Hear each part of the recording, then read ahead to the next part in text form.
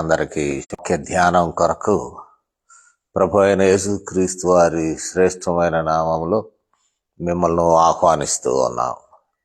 ఈ దినమునకు ఏర్పాటు చేయబడినటువంటి లేఖన భాగము మత్తయి వ్రాసిన సువార్త 21వ అధ్యాయం 23వ వచనం నుండి 27వ వచనం వరకు గల వాక్య భాగాన్ని నేను చదివి వినిపిస్తాను. 23వ వచన ప్రారంభం. మత్తయి 21. ఆయన దేవాలయంలోనికి వచ్చి బోధించుచుండగా ప్రధాన యాజకులు ప్రజల పెద్దలను ఆయన యొద్దకు వచ్చి, ఈ అధికారం వలన నీవు ఈ కార్యము చేయుచున్నావు, ఈ అధికారము ఎవడు నీకు ఇచ్చినని అడుగగా, యేసు, నేను మిమ్మును ఒక మాట అడుగుదును, అది మీరు నాతో చెప్పిన ఎడల నేనును ఏ అధికారం వలన ఈ కార్యములు చేయుచున్నానో అది మీతో చెప్పుదును. యోహాను ఇచ్చిన బాప్తిసం ఎక్కడి నుండి కలిగినది? పరలోకము నుండి కలిగినదా, మనుషుల నుండి కలిగినదా అని వారిని అడిగాను. వారు, మనం పరలోకము నుండి అని చెప్పితిమా. ఆయన అలాగైతే మీరెందుకు అతను నమ్మలేదని మనల్ని అడుగును. మనుషులందరి వలనని చెప్పితిమా, జనులకు భయపడుచున్నాము. అందరూ యోహానును ప్రవక్త అని చెప్పుచున్నారని తమలో తాము ఆలోచించుకొని మాకు తెలియదని యేసునకు ఉత్తరం ఇచ్చిరి. ఆయన, ఈ అధికారం వలన ఈ కార్యములు చేయుచున్నానో అది మీతో చెప్పను. దేవుడి మాటలు దీవించునుగాక. ప్రార్థన చేస్తాను. కృపగలిగిన తండ్రి, ఉదయకాలమున మాతో మాట్లాడండి. మీ యొక్క శ్రేష్టమైన తలంపులు మాకు ప్రసాదించమని క్రీస్తు వారి నామములో వినపాలను వేడుకొంచున్నాము తండ్రి. ఆమేన్. ప్రియ మిత్రులారా, ఈ సమదృక్పథ సువార్తల ప్రకారము ఈ పస్కా సమయంలో గలిలయలో చేయబడినటువంటి పరిచర్య ఇప్పుడు యెరూషలేము యూదయకు షిఫ్ట్ అయినది. యేసు ప్రభువారు ప్రయాణం చేసి ఈ స్థలానికి వచ్చిన కారణం. అయితే యూదయ ప్రాంతం కొంచెం కఠినంగానే ఉన్నది.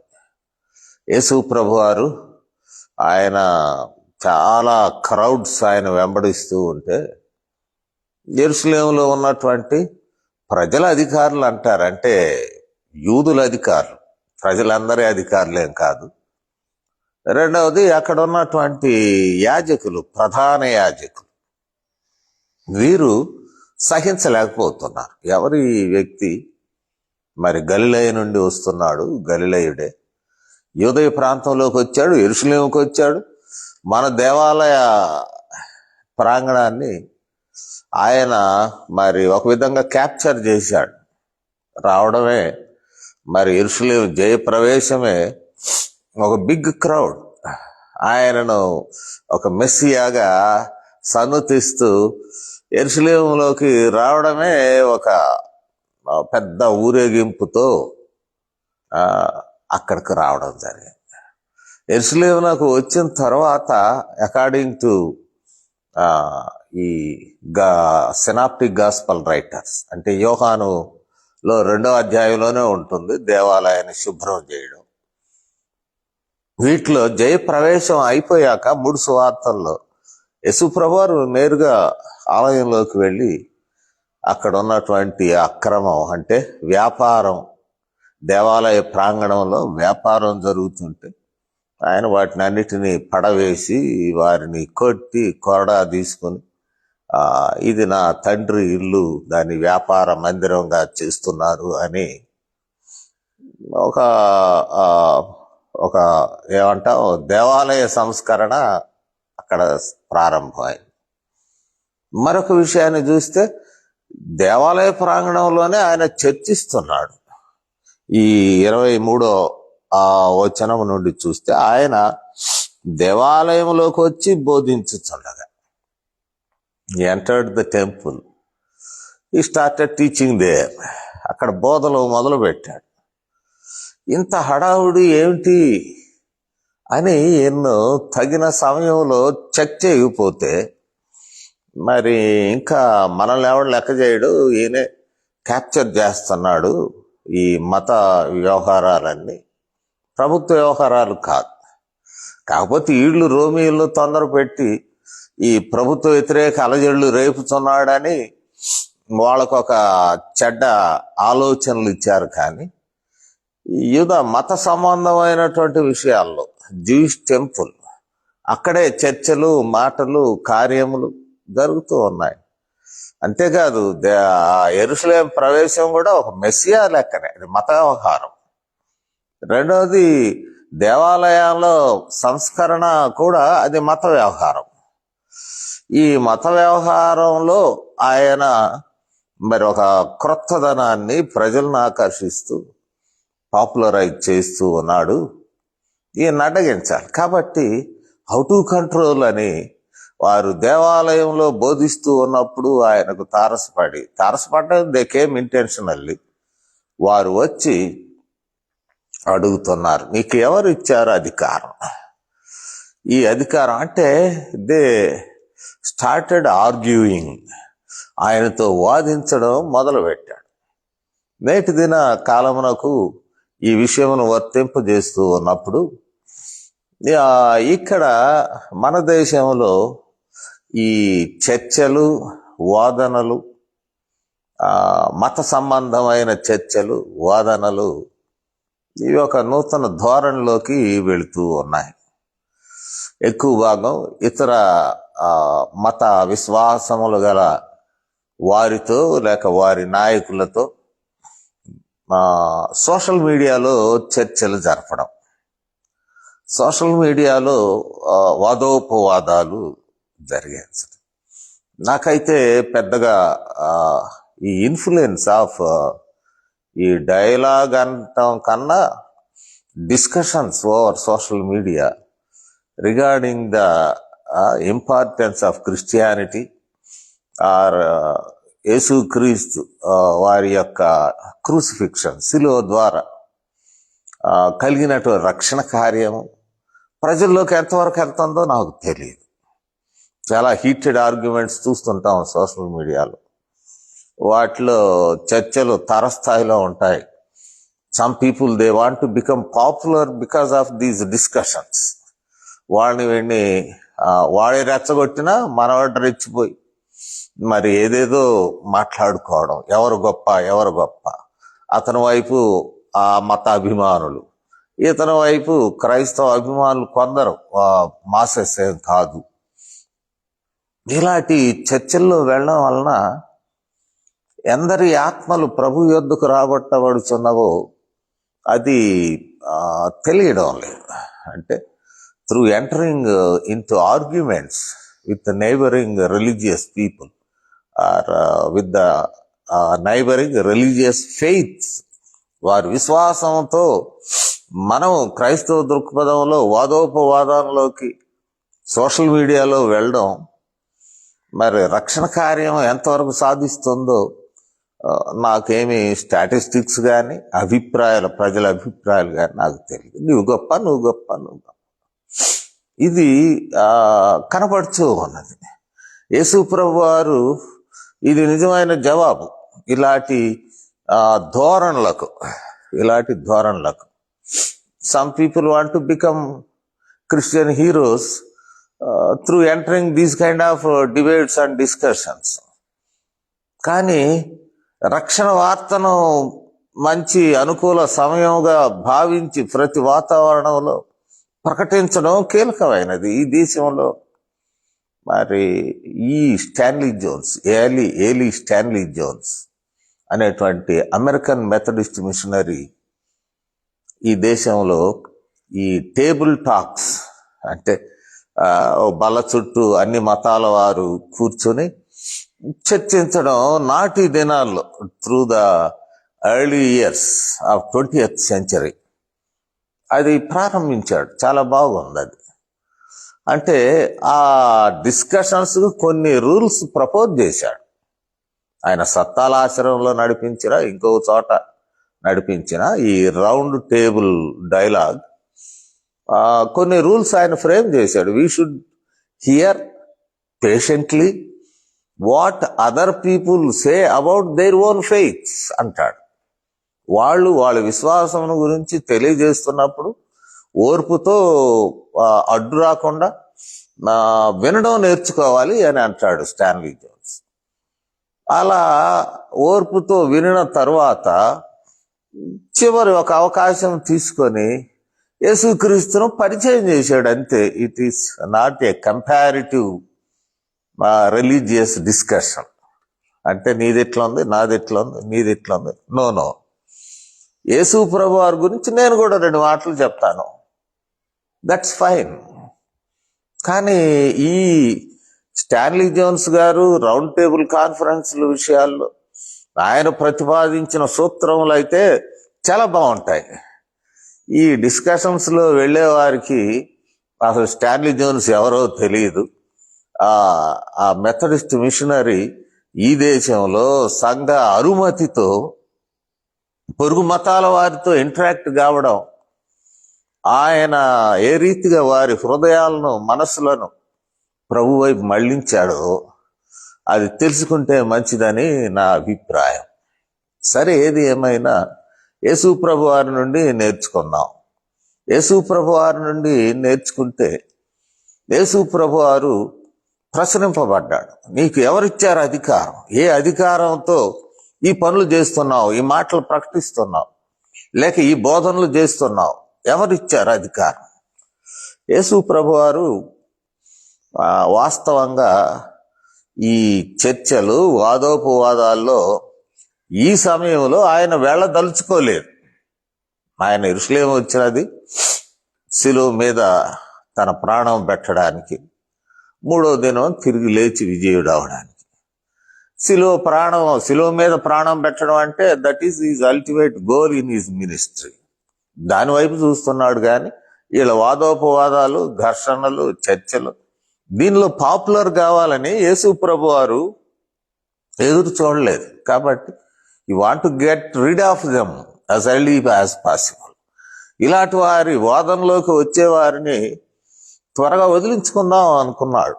మనకు కూడా ఒక పద్యం ఉంది కదా, చేరి మూర్ఖుల మనసు రంజింపరాదు అని. వద్దయా, జ్ఞానంతో పక్కకు తప్పుకో. అందులో వాడు మూర్ఖంగా వాదులాడుతుంటే నువ్వు మళ్ళీ మూర్ఖంగా వెళ్లాల్సి ఉంటుంది. Let him go. రక్షణ సువార్త బలమైనది. ఎన్ని ఆటంకములున్నా దేవుని కార్యములు, ఆయన కార్యముల గురించిన వర్తమానములు అవి మనుషుల హృదయాల్లోకి చొచ్చుకొని వెళ్తాయి. అందుకు ప్రత్యేక బలము, వాదన లేక ఆర్గ్యుమెంట్ అంటాం కదా, ఇలాంటి వాటితో ఫోర్స్ఫుల్గా వెళ్ళవలసిన పని లేదని నా వ్యక్తిగత అభిప్రాయం. ఇక్కడ యేసు ప్రభు వారిని మనం గమనించినప్పుడు వీరితో వాదన పెంచుకోదలుచుకోవాలి. ఏ అధికారం అంటే యేసు ప్రభు వారే చెప్పాడు తాను ఏ అధికారంతో. యోహాను సువార్తను ఒకసారి చూద్దాం. 5వ అధ్యాయము 26, 27 వచనాలను యేసు ప్రభువారే తన శిష్యులతో తాను చక్కగా మాట్లాడతాడు. ఎందుకంటే శిష్యుల కంటే నేర్పుకోవాలి, విషయాన్ని తెలియచేయాలి. 5వ అధ్యాయము 26, 27 వచనాలను నేను మీకు చదివి వినిపిస్తాను.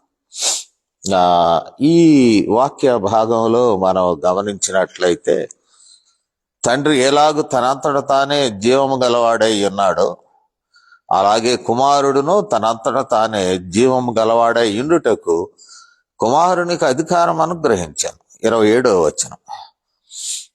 మరియు ఆయన మనుష్య కుమారుడు కనుక తీర్పు తీర్చుటకు తండ్రి అధికారం అనుగ్రహించాను. తండ్రి అధికారం గురించి తెలియజేస్తున్నాడు. తండ్రి అధికారం ఇచ్చారు. ఏ అధికారం? తండ్రి అధికారం. He can answer them. ఆయన చెప్పగలడు. కానీ the other parties intention was not that. They don't want to learn from Jesus Christ. Instead they want to enter into arguments. వాదనలోకి దించడమే వాళ్ళ ఇష్టం. అందుకని యేసు ప్రభువారు వీళ్ళని వదిలించుకోవడానికి ఒక ప్రశ్న వేస్తాడు. బాప్తిసం ఇచ్చి యోహాను, ఆయనకి ఎవరు అధికారం ఇచ్చారు? ఇక్కడ మనం చూసినట్లయితే 25వ వచనం, యోహాను ఇచ్చిన బాప్తిసం ఎక్కడి నుండి కలిగినది? ఈ ప్రశ్నకు జవాబు వాళ్ళే ఇబ్బంది పడ్డారు. ఎందుకంటే John the Baptist, he was popular at that time. People accepted him as prophet. మనుషులు భయం ఉన్నది, చుట్టూ మనుషులు ఉన్నారు, పస్కాకు వచ్చిన వాళ్ళు ఉన్నారు. బాప్తిసం ఇచ్చి యోహానుకు అధికారం లేదంటే ఒప్పుకోరు. ఎందుకంటే బాప్తిస్మములు పాపులర్ అయిపోయినాయి, జనంలో పడి వీళ్ళు వచ్చారు మత పెద్దలు చూసిపోవడానికి. అంతేకాని వారిని కూడా ఉతికారేశాడు, నీ భక్తి సరైంది కాదు అని. ఈ బాప్తిసం ఇచ్చి యోహాను అధికారం ఎక్కడి నుంచి వచ్చింది అంటే ద యాక్సెప్టెడ్ వన్. ఒకవేళ యూదుల అధికారులు జవాబు చెప్పాలనుకుంటే ఇది పరలోకం నుండి వచ్చిందంటే ఇంకేంది బాధ, మీరెందుకు వ్యతిరేకించారు అని అంటారు. మనుషుల నుంచి వచ్చినదే అంటే మనుషులు already pro John the Baptist, Yohanu Baptist యోహానుకు అనుకూలంగా ఉన్నారు. ఇది ప్రాబ్లమాటిక్. వాస్తవంగా యేసు ప్రభు వారే చెప్పారు. అసలు బాప్తిసం ఇచ్చి యోహాను యొక్క అధికారం గురించి ఈ మత్తయి సువార్త 11వ అధ్యాయము 10వ వచనాన్ని మనము గమనించినప్పుడు 11వ అధ్యాయము 10వ వచనం నేను చదువుతాను. ఇక్కడ అంటాడు 9వ వచనంలో, మరి ఏమి చూడ వెళితే ప్రవక్తన? అవును గాని ప్రవక్త కంటే గొప్పవానినని మీతో చెప్పుచున్నాను. 10వ వచనం, ఇదిగో నేను నా దూతను నీకు ముందుగా పంపుచున్నాను, అతడు నీ ముందర నీ మార్గం సిద్ధపరచును అని ఎవని గురించి వ్రాయబడినో అతడే ఈ యోహాను. The authenticity of John the Baptist. యేసుప్రభువారే చెప్పాడు, ప్రవచనం నెరవేర్పే ఈయన అని. మరి యోహానుకు అధికారం ఇచ్చినది ఎవరు అంటే Jesus already answered to his own disciples and the people who gathered around him in a limited number, నేర్చుకోవాలనుకునే వారితో చెప్పి ఉన్నాం. ఇక్కడ this case came in a different context. యేసు ప్రభువారిని అన్పాపులర్ చేయడానికి, ప్రశ్నలతో చిక్కుపరచ ప్రశ్నలు వేయడానికి వీళ్ళు సన్నద్ధం అవుతూ ఉన్నారు. అందుకొరకు ప్రశ్నలు వేస్తూ ఉన్నారు. నేను మన స్నేహితులైన స్వార్థికులకు, కాపురులకు తెలియజేయనది ఏంటంటే, డోంట్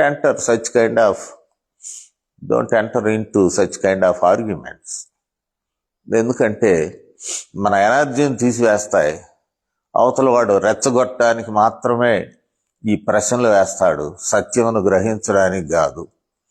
ఈ వాదోపవాదంలో యేసుక్రీస్తు వారి శిలువ శక్తిని గ్రహించడం వారి యొక్క ఇంటెన్షన్ కాదు, కానీ చిక్కుపరిచే ప్రశ్నలు వేసి అన్పాపులర్ చేయాలనే అభిప్రాయంతో ఉంటారు. Their intention was entirely different. వాదించి మనం సాధించేది ఏమి లేదు. Instead preach gospel. సువార్తకు శక్తి ఉన్నది, మనకి శక్తి లేదు. మనం బల్లగుద్ది అరిచి కేకలేసినందువలన సువార్త ఫలించదు. సువార్త ఇట్ సెల్ఫ్ ఆ దేవుని కార్యమును గురించినటువంటి వార్త. శిలువ మీద యేసుక్రీస్తు వారు ఏ రీతిగా మరణించినాడో, ఆయన చేసినటువంటి విమోచన కార్యము, ఆ విమోచన కార్యమును గురించిన వార్త. మరణమును ఏ రీతిగా జయించినాడు, విజయుడైన వాని గురించిన వార్త. ఆ వార్తకే శక్తి ఉన్నది. అట్టి వార్తను ప్రచురించుటకు మనము ఆయత్తపడదాం. యేసు ప్రభు వారు కూడా మరి వాదనలో ఆయన్ని ఎవ్వరు గెలవలేరు. ఇక్కడ సమకూడిన వారు కూడా గెలవలేరు. ఒక చిన్న ప్రశ్న, ఎదురు ప్రశ్న వేస్తే బాప్తిసం ఇచ్చి యోహాను గురించి వారు జవాబు చెప్పలేకపోయారు. అయ్యా, నేను కూడా అన్ని మీకు చెప్పనవసరం లేదు. You are not clear about John the Baptist, then why do you ask me? నేను కూడా చెప్పను పోండి అని చెప్తారు. అంటే యేసు ప్రభు వారి పరిచర్య ఉద్దేశము నశించిన వారికి మరి రక్షణ వార్త, వారిని రక్షించడానికి ఆయన వచ్చాడు, నశించుచున్నవారు. మన జీవితాల్లో కూడా ఈ సిలువ వార్త ఈ దినముల్లో అనేకుల హృదయాల్లో రక్షణ కార్యమును జరిగించి అనేక హృదయాలను నూతనపరచి ప్రభు దగ్గరకు సమీపస్తులగుటకు ఇట్టి ఆహ్వానం మనం ఇచ్చుటకు సేవకులైన వారికి ఈ అవకాశం దొరుకుతున్నది. ఆ రీతిగానే విశ్వాసులైన వారు, విశ్వాసులు కాని వారు యేసుక్రీస్తు వారి శక్తిని ఆశ్రయించు అవకాశము దేవుడిస్తున్నాడు. ఈ అవకాశములను దేవుడు ఆశీర్వదించును గాక. ప్రార్థన చేస్తాను. పరిశుద్ధుడవు తండ్రి, మాతో మాట్లాడుతున్నందుకు వందనములు. ఈ మాటలు మా హృదయంలో ఫలింపచేయమని, దిన జీవితాన్ని ఆశీర్వదించమని క్రీస్తు వారి నామంలో ఈ వినపములను వేడుకొంచున్నాము తండ్రి. ఆమేన్. తండ్రి, కుమార పరిశుద్ధాత్మ త్రియేక దేవుని దీవెనలు మనకు ఇప్పుడును సదాకాలం అనుగ్రహింపబడుగాక. ఆమేన్.